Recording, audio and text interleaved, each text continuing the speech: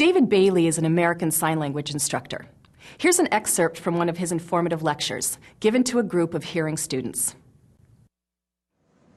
Good morning, everyone. I'm here to talk to you about deaf culture. Historically, people have thought of deaf people as a disability group rather than a cultural group. But research has shown that deaf people have their own culture. How they determine this is through their language, ASL, their values, their norms, their traditions, and their sense of self-identity. That was a great example of a thesis statement and a preview of your main supporting points. Culture and language definitely go together. You cannot separate those two aspects of a culture. Because without a language, there is no culture. It's important to remember about deaf identity.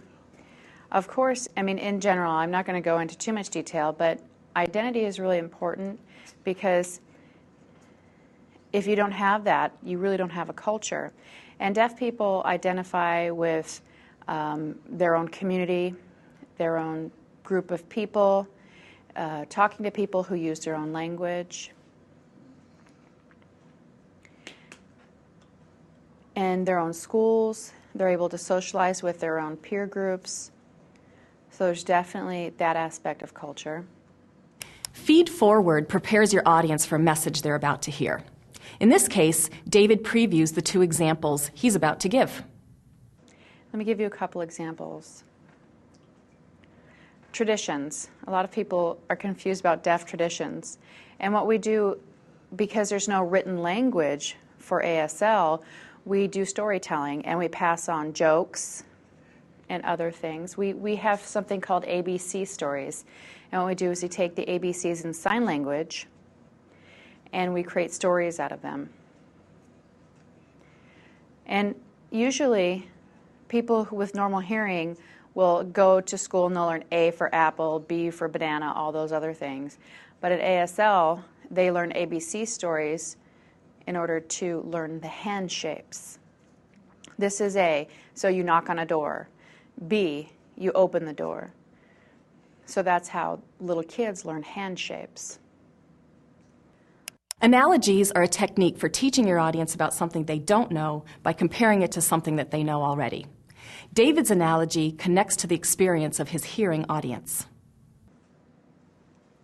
Also, some of our values in deaf culture is, some people say, well, values, in deaf people, what is that? We really value our eyes and our hands. That's really important because we're such visual people and we need those things to communicate. And our hands are really important because we use that as part of our language.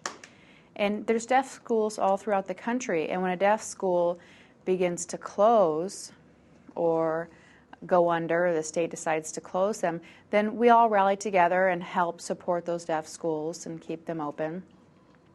Also, we use captioning on our televisions, and if there's no words on the television, we don't know what's going on, and the minute something isn't captioned, we run to the TV to figure out what's wrong.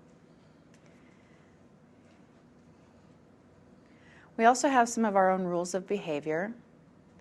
The way we get each other's attention, we actually tap each other, or we actually pound on a table so somebody can feel the vibrations. We'll flicker the lights. And eye contact is really important. If somebody's looking at you and talking to you, and you're looking away and not listening, that's considered rude.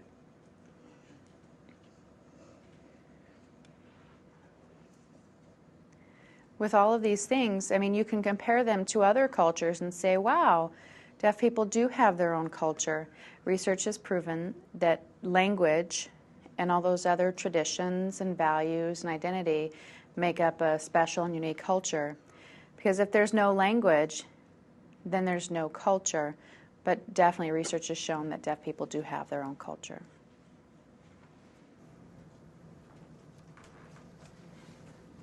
Thank you.